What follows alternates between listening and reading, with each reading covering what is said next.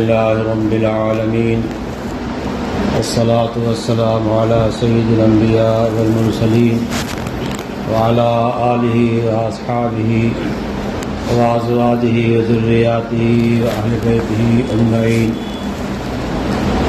أما بعد فأعوذ بالله من الشيطان الرجيم. بسم الله الرحمن الرحيم. وكذلك جعلناكم أمة وسطا لتكونوا شهداء على الناس ويكون الرسول عليكم شهيدا. صدق الله العظيم.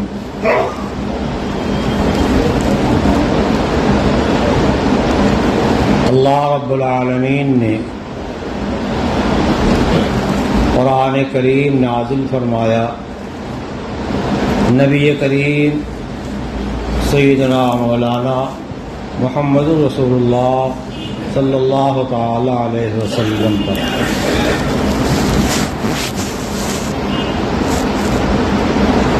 اور آپ کا تذکرہ اللہ تعالی نے قرآن پاک میں کیا اور جگہ جگہ کیا. غالباً علامہ روم نے لکھا ہے ہمہ قرآن در شان محمد. سارا قرآن جو ہے نبی کریم صلی اللہ علیہ وسلم کی شان میں. حضرت عائشہ صدیقہ فرماتی ہیں کان خلقہ القرآن. نبی کریم صلی اللہ علیہ وسلم کے وہی اخلاق تھے جو اخلاق قرآن سکھاتا ہے. نبی کریم صلی اللہ علیہ وسلم کا تذکرہ اگر قرآن پاک میں تلاش کریں گے تو بس قرآن پڑھتے جائیے اور آپ کا تذکرہ دیکھتے جائیے، سنتے جائیے.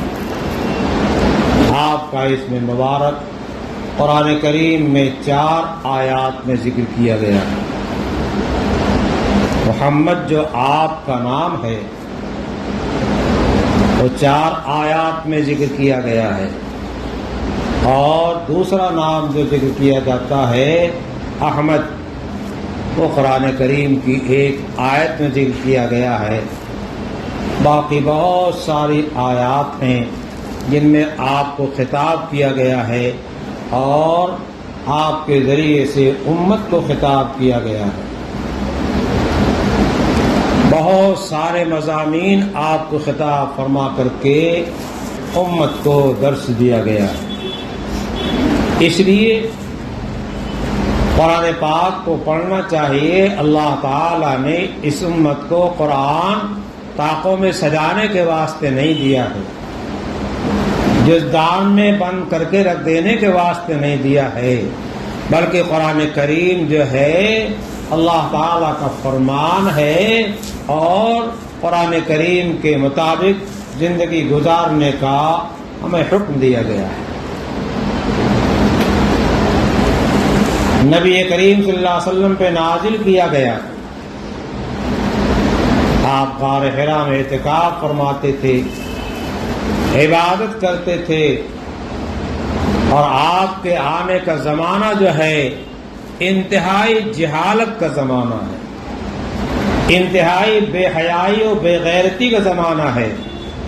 کوئی گناہ، کوئی معصیت، کوئی فحش ایسا نہیں تھا جو اس وقت میں مکہ مکرمہ میں نہ ہو رہا. زنا عام تھا.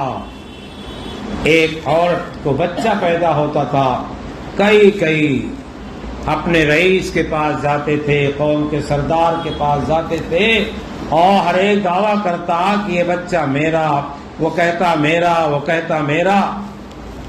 رئیس قوم ناک نقشہ دیکھ کر کے جو ہے فیصلہ کیا کرتا تھا. پوری دنیا آدم علیہ السلام کی اولاد ہے، ہر ایک کا چہرہ الگ الگ ہے، ہر ایک کا چہرہ الگ الگ ہے. ایک ماں کے پیٹ سے 2 بچے جڑواں پیدا ہوتے ہیں. عام طریقے پہ لوگ بادی اور نظر میں ظاہر میں فرق نہیں کر پاتے، مگر ماں بتا دے گی یہ فلاں ہے، یہ فلاں ہے. اس کا نام محمد رکھا ہے، مثلا اس کا نام احمد رکھا ہے، ماں پہچانتی ہے. ہمارے یہاں 2 بچے جڑواں پڑھتے تھے، جب سبق میں آتے تھے پہلے پہچانتا تھا یہ کون یہ کون. کوئی موقع آیا تو شکایت کوئی ہوئی تھی، میں نے کہا جب چاہیے آپ علیحدہ لائیے، میں بتا دوں گا یہ فلاں ہے یہ فلاں ہے۔ فرق ہوتا ہے، دونوں کے ماتھے پہ نشان تھا، مگر ایک کا بڑا تھا ایک کا چھوٹا تھا، ایک کا چہرہ ذرا نکلا ہوا تھا دوسرے ذرا دبا ہوا تھا، الگ دیکھنے میں فرق نہیں، لیکن فرق اللہ نے رکھا ہے۔ یہ ضروری نہیں کہ کسی عورت کے پیٹ سے جو بچہ پیدا ہو وہ اپنے باپ کی شکل ہی پر پیدا ہو۔ ذرا سی دیر میں لوگ جو ہے اتہام باندھنا شروع کر دیتے ہیں، عورتوں کو متہم کرنا شروع کر دیتے ہیں۔ زبان ہمارے قابو میں نہیں ہے، دماغ قابو میں نہیں ہے۔ بہرحال تو بات دوسری طرف جا رہی۔ قرآن کریم میں نبی کریم صلی اللہ علیہ وسلم کا تذکرہ اتنا ہے کہ ہم اور آپ لکھتے جائیں اور جمع کرتے جائیں تو قلم تھک جائے گا۔ اور آپ کے اوصاف ظاہرہ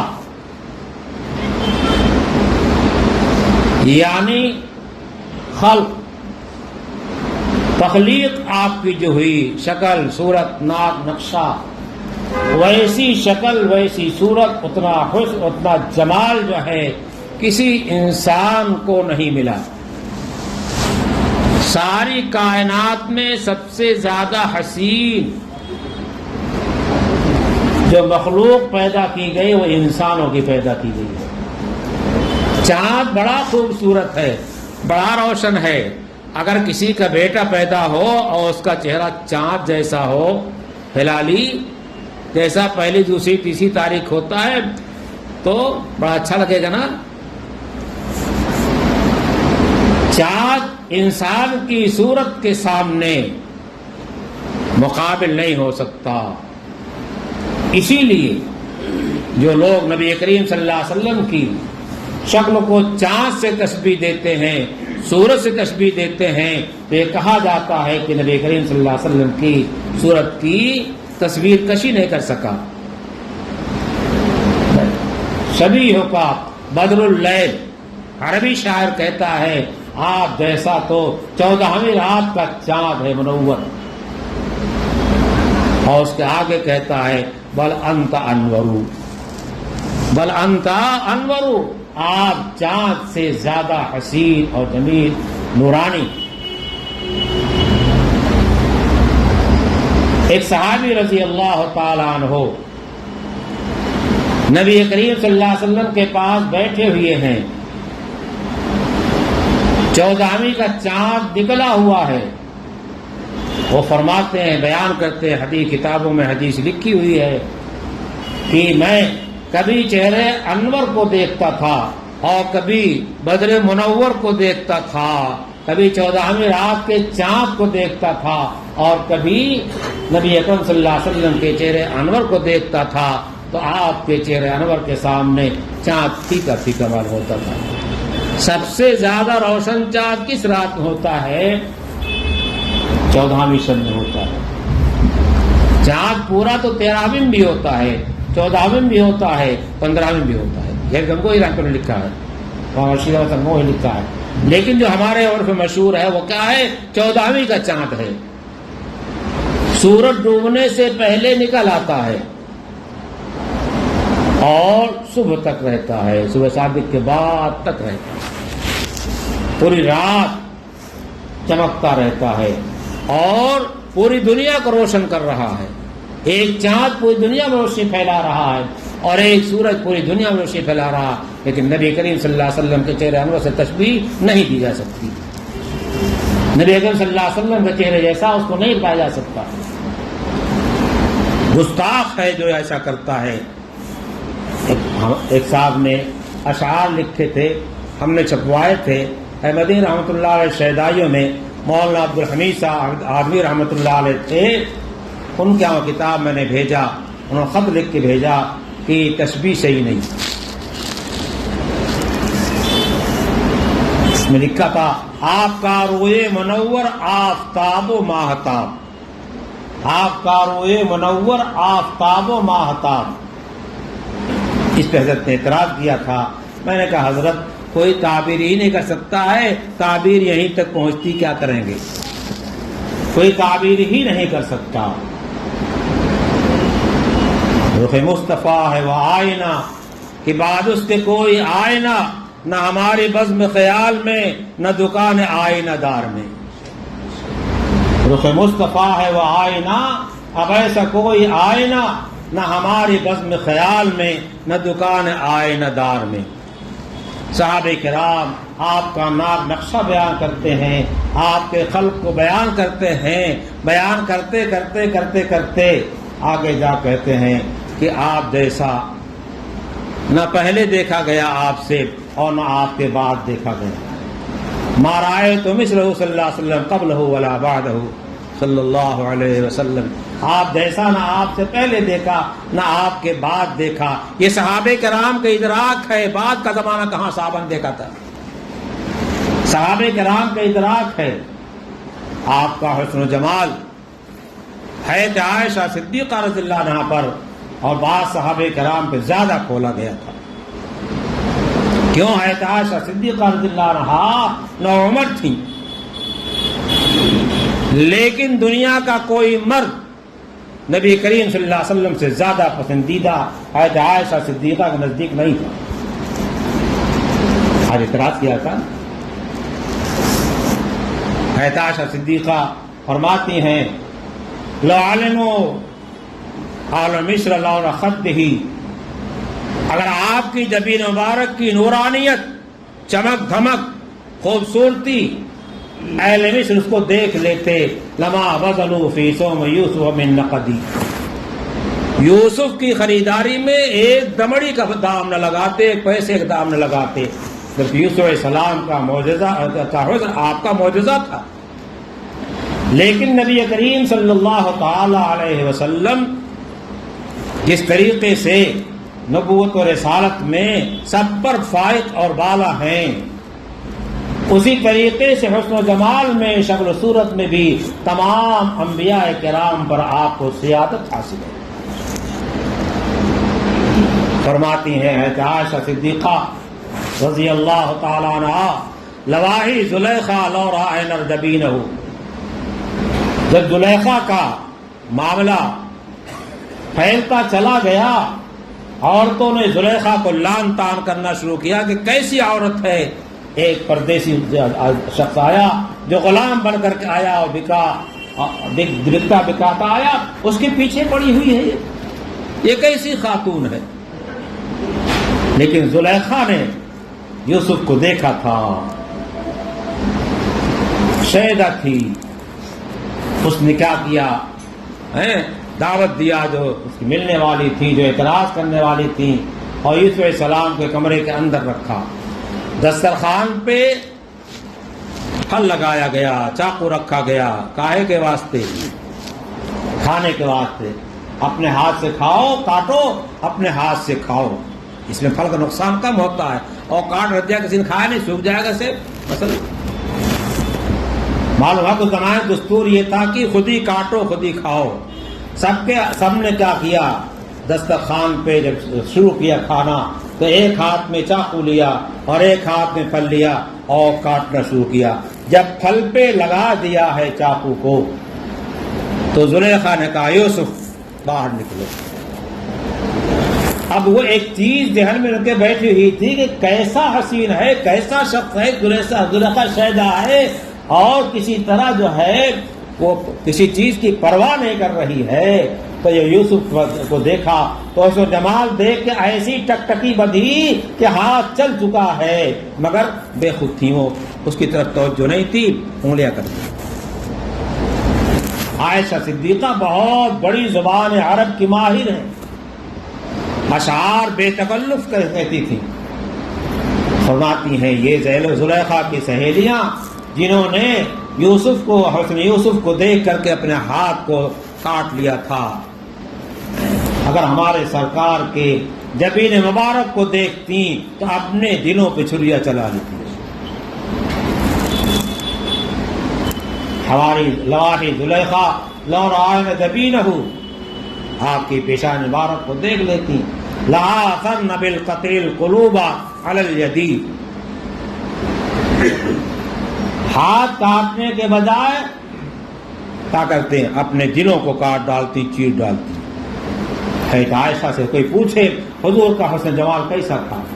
حضرت عائشہ فرماتی ہیں رضی اللہ تعالی عنہا کہ سب کا سورج صبح کو نکلتا ہے اور میرا عشاء کے بعد نکلتا ہے. میرا عشاء کے بعد نکلتا ہے. اس وقت ایک بات چل رہی ہے، اسلام کے خلاف اعتراضات کیے جاتے ہیں، ازواج مطہرات کے خلاف کیچڑ اچھالا جاتا ہے، اور وہ سیدھا حملہ سرکار دو جہاں صلی اللہ تعالی علیہ وسلم پر ہوتا ہے.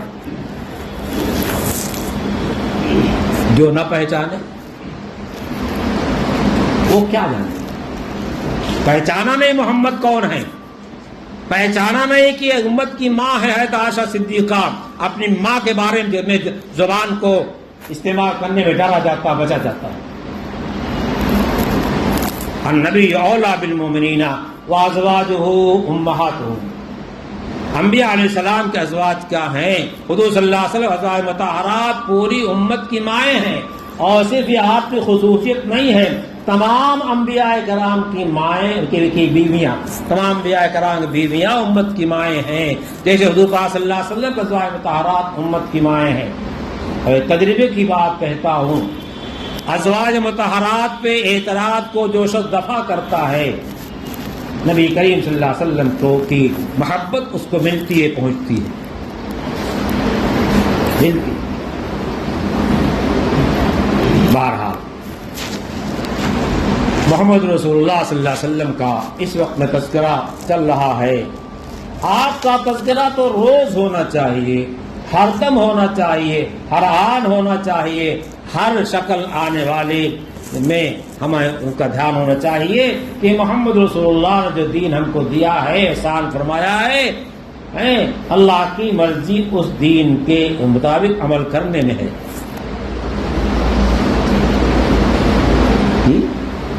نبی کی سنتوں پر جو کوئی عامل نہیں ہوتا، وہ کچھ بھی کر رہا ہو کچھ اسے حاصل نہیں ہوتا. کچھ کرے، نبی کی سنت چھوڑ دیا تو جو کر رہا ہو اس کا کوئی اعتبار نہیں، اب آپ منصورہ ہے.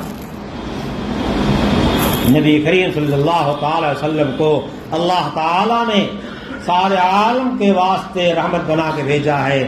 آپ سنتے ہیں، پڑھتے ہیں، قرآن اعلان کرتا ہے وما ارسلناک الا رحمتا للعالمین. میں نے جو آیت کریمہ پڑھی ہے، اس آیت کریمہ میں وہ چیز سامنے آتی ہے، ایک نقشہ. قیامت کے میدان میں لوگ پریشانیوں میں ہوں گے، سورج انتہائی قریب ہوگا، انتہائی قریب ہوگا، اور زمین یہ نہیں ہے جو ہمارے ہاں مٹی کی ہے. اس زمین کے اندر خاصیت یہ ہے کہ گرمی کو اندر جذب کر لیتی، کشید کر لیتی، کھینچ لیتی ہے. وہ زمین تانبے کی ہوگی، جل رہی ہوگی. حساب کتاب کے واسطے لوگ سوچ رہے حساب کتاب ہو جائے، اتنے پریشان ہو، کسی طرف کا فیصلہ ہو جائے، حساب ہو تو جائے.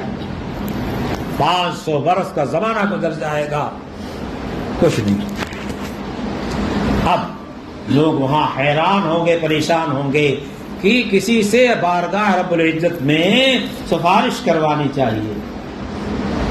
لوگ کہیں گے حضرت آدم علیہ السلام سارے انسانوں کے باپ ہیں، چلو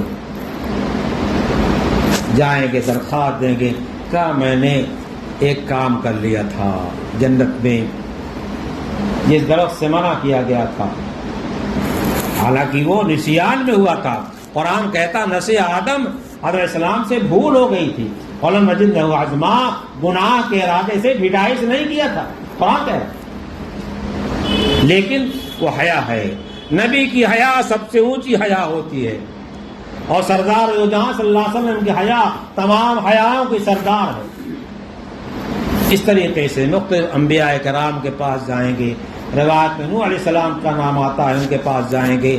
حساب جو ہے، حساب کتاب، وہ کہتا ہے میں نے اپنے بیٹے کے واسطے سفارش کر لی تھی، اس طریقے سے ابراہیم علیہ السلام کے پاس جائیں گے اور آخر میں عیسیٰ علیہ السلام کے پاس جائیں گے. عیسیٰ علیہ السلام کہیں گے جاؤ سیدھے وہاں. آج کسی کی چلنے والی نہیں. نبی پاک صلی اللہ تعالی علیہ وسلم کے پاس امت جائے گی. امت محمدیہ صرف نہیں، ساری انسانیت اولین سے آخرین تک. اور آپ سے عرض کریں گے کہ امت کا حساب ہو جاتا تو ایک طرف معاملہ ہو جاتا.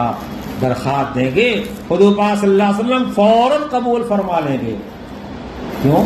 جس طریقے سے آپ امت محمدیہ کے بڑے ہیں اسی طریقے سے تمام امتوں کے بڑے ہیں، اسی طریقے سے تمام انبیاء کے بڑے ہیں، سب کے بڑے ہیں. بعد از خدا بزرگ توئی، اللہ کے بعد بس آپ کا مرتبہ ہے. قصہ مختصر سی بات بتا دیتے ہیں، ایک جملہ مختصر سا کی، اللہ کے بعد آپ کا مقام ہے. بعد از خدا بزرگ توئی، قصہ مختصر. نبی پاک صلی اللہ علیہ وسلم فوراً فرمائیں گے آپ کی ذات بڑی رحیم کریم ہے.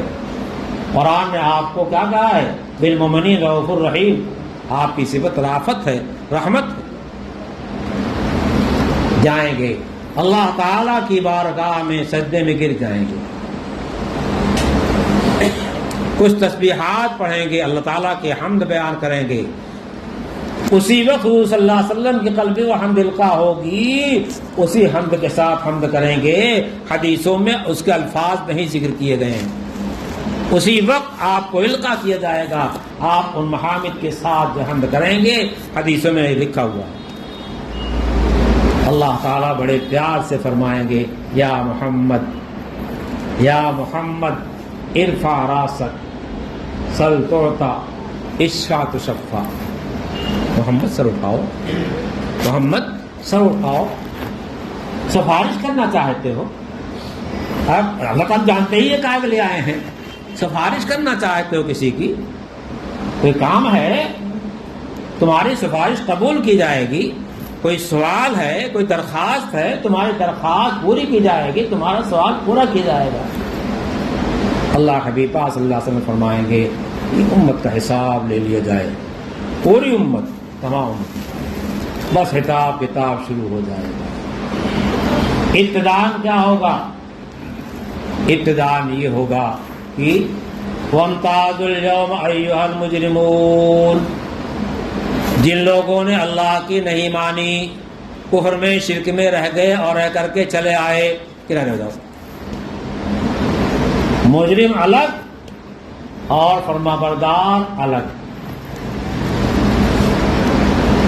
اس طریقے سے ایک لمبی چوڑی جماعت چلی جائے گی. پھر حضرات سے کیا ہوگا؟ حساب ہوگا. ایک مسئلہ وہاں سامنے یہ آئے گا، اللہ تعالی پوچھیں گے امت والوں سے تمہارے پاس جو ہے کوئی نذیر آیا، ڈرانے والا آیا، رسول آیا، ہم نے بھیجا تھا، تم نے کیوں نہیں مانی؟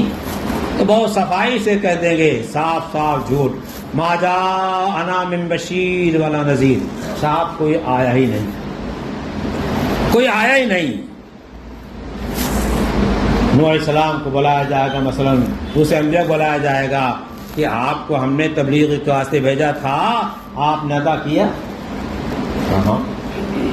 کہ یہ لوگ انکار کر رہے ہیں، کہ غلط انکار کر رہے ہیں. تو حقیقت کیا ہے؟ تو گواہ لاؤ. نوح علیہ السلام اور دوسرے انبیاء علیہ السلام سے گواہی مانگی جائے گی کہ اللہ نے جو امانت دیا تھا، رسالت دیا تھا، اس کو پہنچایا. تو امت محمدیہ کو پیش کریں گے، صاحب یہ لوگ گواہ ہیں. پھر اس پہ جرا ہوگی، عدالتوں میں جرا ہوتی ہے نا، اس میں جرا ہوگی اور پوچھا جائے گا، وہ جرا کریں گے صاحب یہ تو آئے بعد میں، ہمارا زمانہ پہلے ہے، یہ تو موجود نہیں تھے، یہ کیسے گواہی دے سکتے ہیں؟ جرا ہو جائے گی. اللہ تعالیٰ پوچھیں گے کہ تم لوگ تو بعد میں آؤ، تم کیسے گواہی دے رہے ہو؟ کہاں سا ہم بعد میں آئے، لیکن آپ نے ایک نبی بھیجا تھا جن کا نام محمد تھا، آپ نے کو کتاب دی تھی قرآن کریم، اس قرآن کریم میں سارا قصہ آپ نے سنا دیا تھا، تو وہ تو آپ نے خود بیان کیا ہے، ہم اسی گواہی دے رہے ہیں، جو آپ نے اپنے رسول کو اتارا اسی گواہی دے رہے ہیں۔ کذبت قوم نوح المرسلین، کذبت قوم لوط المرسلین، لوط کے لوگوں نے کیا کیا علیہ السلام، تکذیب کیا رسولوں کی۔ ایک رسول کی تکذیب سارے رسولوں کی تکذیب ہے، سب کا ایک ہی پیغام ہے، اور کبھی جمع کا صیغہ عظمت کے واسطے استعمال کیا جاتا ہے۔ نبی پاک صلی اللہ علیہ وسلم کو بلایا جائے گا، کہا جائے گا آپ نے قرآن دیا ہے ان کو، کہاں دیا؟ اسی کو اس آیت کریمہ میں بیان کیا گیا ہے، کذالک جعلناکم امۃ وسطا، تم کو امت معتدلہ بنایا ہے، لتکونوا شہداء علی الناس، تاکہ ان کے مقابلے میں انبیاء کے موافق کیا کرو، گواہی دو، وَيَكُونَ الرَّسُولُ عَلَيْكُمْ شَهِيدًا، نبی کریم صلی اللہ علیہ وسلم کو ان کا گواہ بنایا جائے گا، ہاں سا ہم نے قرآن دیا، قرآن میں آیات موجود ہیں۔ بہرحال حضور پاک صلی اللہ علیہ وسلم کی یہ شان ہے کہ اس وقت میں جب سارے عالم کے انسان پریشان ہوگا، اول سے آخر تک آپ کی سفارش سے حساب و کتاب شروع ہوگا۔ نبی کریم صلی اللہ علیہ وسلم کو اللہ تعالیٰ نے یہ مقام عطا فرمایا، عنایت فرمایا کہ آپ کو امتیوں کا خصوصی سفارشی بھی بنایا ہے۔ تفصیل بہت لمبی حدیثوں میں ہے۔ آپ کو حوض کوثر دیا گیا، قرآن نے ذکر کیا انا اعطیناک الکوثر، آپ کو حوض کوثر دیا ہے۔ جنت میں ایک حوض ہے، انتہائی شیریں اور لذیذ پانی، حدیث پاک میں آتا ہے من شرب منہ لم یظمأ ابدا، جس نے ایک مرتبہ پی لیا پیاس نہیں ستائے گی۔ کچھ لوگ آئیں گے نبی کریم صلی اللہ علیہ وسلم کے پاس حوض کوثر پہ، اور فرشتے انہیں روک دیں گے۔ حضور صلی اللہ علیہ وسلم فرمائیں گے او صحابی، او صحابی، یہ تو میرے لوگ ہیں، تو میرے لوگ ہیں، انک لا تدری ما احدثوا بعدک، آپ کے تشریف لانے کے بعد، پردہ فرما جانے کے بعد ان حضرات نے دین میں کیا کیا نئی باتیں پیدا کیا ہے آپ کو پتہ نہیں۔ حضور فرما دیں گے سوقن سوقن، دور ہو جاؤ، دور ہو جاؤ، فرشتے بتا رہے ہیں اللہ تعالیٰ کی طرف سے۔ تو کہیں ایسا نہ ہو جائے، ڈرنا چاہیے، سنت کے ایک ایک عمل کو پکڑیے، ایک ایک سنت کو عملی طور پر زندہ کیجیے۔ اور یہ کب ہوگا؟ جب ہمارا ایمان پختہ ہوگا، ہمارے دل کے اندر نور ایمان اجاگر ہوگا، روشن ہوگا۔ اور نور کب روشن ہوگا؟ ایمان لانے کے بعد، جب ہم گناہوں سے بچیں گے، گناہوں سے بچیں گے۔ آج کیا ہے، سڑکوں پہ حسینائے کا حال نہیں ہے، ہماری آنکھ ان کو دیکھ رہی ہے اور ان کی آنکھ ہم کو دیکھ رہی ہے، دونوں طرف سے پردہ ہے، ممانعت ہے۔ قل للمؤمنین یغضوا من ابصارہم ویحفظوا فروجہم وقل للمؤمنات یغضضن من ابصارہن ویحفظن فروجہن۔ یہ بھی نگاہ نیچی رکھیں، وہ بھی نگاہ نیچی رکھیں، اس نگاہ کے نیچی رکھنے کا نفع یہ ہوگا عصمت محفوظ رہے گی۔ کون اس گناہ سے بچ رہا ہے؟ اپنا اپنا حال سوچ لو، اپنا اپنا سوچ لو۔ جوان ہو گیا، بوڑھا ہو گیا، 60 ہو گیا، 70 80 ہو گیا، مگر آنکھ کی عادت صحیح نہیں ہوئی۔ جب آنکھ سے گناہ ہو رہا ہے تو دل میں سیاہ نقطہ لگ رہا ہے، زبان سے ہم گناہ کا کام کر رہے ہیں، دل پہ سیاہ نقطہ لگ رہا ہے، کان سے غلط اشعار سن رہے ہیں، دل پہ سیاہ نقطہ لگ رہا ہے، ہاتھ خدا کی مرضی خلاف استعمال ہو رہا ہے، پیر خدا کی مرضی کے خلاف استعمال ہو رہا ہے، تو دل سیاہ ہو رہا ہے۔ دل اللہ کا توجہ نہیں ہو رہی ہے.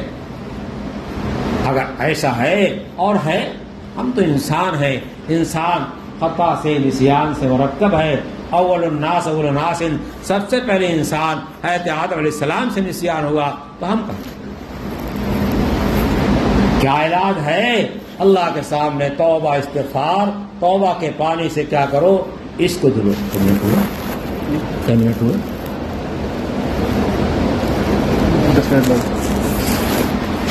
توبہ کے پانی سے دھلو اس کو. التائب من الذنب کمن لا ذنب لہ. گناہ سے توبہ کرنے والا ایسا پاک صاف ہو جاتا ہے گویا اس نے گناہ کیا ہی نہیں. مٹا دیتے اللہ تعالیٰ، ایک دم ختم، اس کا تذکرہ نہیں کریں گے.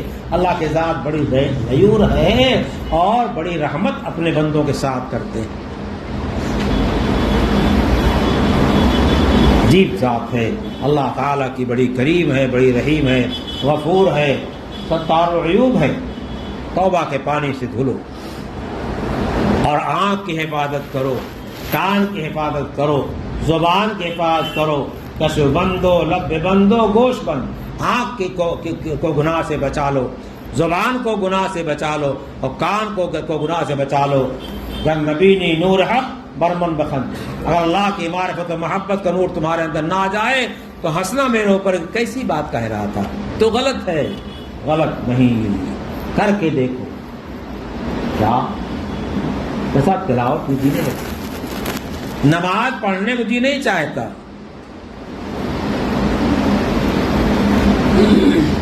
صبح شام کی تسبیحات نہیں پوری ہو پاتی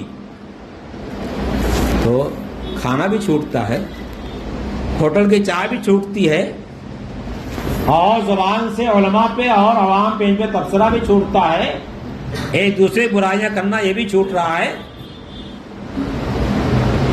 آنکھ سے اجنبیات کو دیکھنا یہ چھوٹ رہا ہے. جب یہ نہیں چھوٹے گا تو عبادات میں لطف و مزہ نہیں آئے گا. اسے چھوڑو، عبادات لطف پا جاؤ. حدیث پاک میں آتا ہے اگر کوئی کسی کی نگاہ کہیں غلط جگہ پڑ رہی اس کو روک لیتا ہے، اللہ تعالیٰ اس کے بدلے میں اس کو ایسی طاقت نصیب فرما دیتے ہیں جس سے اس کو اس عبادت کا لطف آ جاتا ہے. معلوم کیا ہوا؟ عبادت سے دل میں لطف آتا ہے، مزہ آتا ہے، نور آتا ہے، اور معصیت سے کیا ہوتا ہے؟ دل سیاہ ہوتا ہے اور گندا ہوتا ہے. یہ کیسے حاصل ہوگا؟ اللہ کی ذات کے استحضار سے حاصل ہوگا. اللہ کے احسانات سوچو اور اللہ کی ذات کو سوچو. الاحسان ان تعبد اللہ کانک تراہ. تصور جس کو کہا جاتا ہے، احسان کہا جاتا ہے، وہ کیا خلاصہ کیا ہے؟ ایسی خدا کی عبادت کرو، یہ کیفیت ہو تمہاری، یہ حال ہو تمہارا جیسے اللہ تعالیٰ کو عیاناً دیکھ رہے. آپ کائنات میں غور کیجئے، ہر چیز سے میں خدا نظر آ رہا ہے، اور آپ کی آنکھ میں نظر آ رہا ہے، آپ کے اعضاء و جوارح نظر آ رہا. آنکھ میں روشنی دادک دی ہوئی ہے. ڈاکٹر صاحب کے ہاں جاتے ہیں روشنی لاگ دے دیتے ہیں، مادہ نور ختم ہو گیا، نہیں ہوگا، روشنی نہیں آئے گی. وہ مشین سے یہ تو دیکھ لیتے ہیں کہ مادہ نور نہیں ہے. کوئی ڈاکٹر مائک لال یہ نہیں بتا سکتا روشنی کہاں سے آ رہی ہے. کوئی مشین نہیں بتا پاتی روشنی کہاں سے آ رہی ہے. اللہ کو ان چیزوں میں دیکھو، ان سے عبرت حاصل کرو. اگر یہ ڈھنگ نہیں تم کو ہے تو دوسرا نمبر ہے الاحسان ان تعبد اللہ کانک تراہ فإن لم تکن تراہ فإنہ یراک.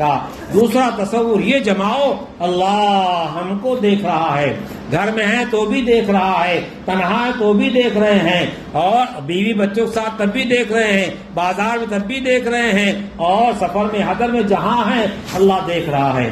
ہماری آنکھ کدھر جا رہی خدا دیکھ رہا ہے، ہمارا کان کیا سن رہا خدا جان رہا ہے، ہماری زبان کیا بول رہی خدا جان رہا ہے. باپ دیکھتا ہے تو کنارے ہو جاتے ہیں نا، استاد دیکھتا تو خراب کام چھوڑ دیتے نا، اور اللہ دیکھ رہا تو ایمان ہمارا کمزور ہے، ایمان کو قوی کرو۔ اللہ کے حبیب صلی اللہ علیہ وسلم فرماتے ہیں جددوا ایمانکم بقول لا الہ الا اللہ، لا الہ الا اللہ کہہ کر کے اپنے ایمان کو تازہ کرو، پڑھتے رہو پڑھتے رہو پڑھتے رہو، تازگی آتی جائے گی۔ وَاذْكُرِ اسْمَ رَبِّكَ وَتَبَتَّلْ إِلَيْهِ تَبْتِيلًا، اپنے رب کا نام لیتے رہو لیتے رہو لیتے رہو۔ رب کا نام اس ذات کا اللہ اللہ اللہ۔ صاحب یہ تو ایک مفرد کلمہ لفظ ہے، کلمہ جملہ نہیں ہے، یہ کہاں سے کہنا درست ہے؟ قرآن کہہ رہا وَاذْكُرْ اسْمَ رَبِّكَ، اسم رب کیا ہے؟ کوئی بتا اللہ کا نام کیا ہے؟ 1.5 صدر جملہ ہے، ایک لفظ ہے اللہ اللہ اللہ، پڑھتے رہو اور اس کے واسطے کچھ وقت نکالو۔ وَتَبَتَّلْ إِلَيْهِ تَبْتِيلًا، کچھ وقت نکال کر کے خلوت میں اللہ کو یاد کرنے کے واسطے خاص کرو۔ صوفیہ کی خانقاہوں میں یہی سکھایا جاتا ہے، بزرگان دین کے یہاں یہی سکھایا جاتا ہے، اہل تقویٰ کے یہاں یہی سکھایا جاتا ہے۔ اسی کے سیکھنے کے لیے اللہ تعالیٰ نے فرمایا ہے اتقوا اللہ وکونوا مع الصادقین، اللہ کا تقوی اختیار کرو اور صادقین کا ساتھ پکڑو۔ وہاں یہ چیز سکھائی جاتی ہے، پر ہمیں تو اعتراض آتا ہے، ہمیں اعتراض آتا ہے۔ یہ تو قرآن پہ اعتراض ہے، قرآن کی آیت کریمہ پہ اعتراض ہے۔ اللہ کے حبیب نے ارشاد فرمایا الا ان التقوی ہا ہونا، الا ان التقوی ہا ہونا، الا ان التقوی ہا ہونا۔ تقوی کی جگہ کیا؟ دل۔ اللہ کی یاد، کسی کی یاد کہاں ہوتی ہے؟ پیشانی پر۔ یاد کی جگہ کیا ہے؟ دل ہے۔ جب ہچکی آتی دل پھڑکتا، کہتا لگتا کوئی ہم کو یاد کر رہا ہے نا؟ ہاں، تو جب اپنے یاد کرنے میں اتنا خوش ہو جاتے ہو تو اللہ کو اگر ہم یاد کریں اللہ کو کتنی خوشی ہوگی۔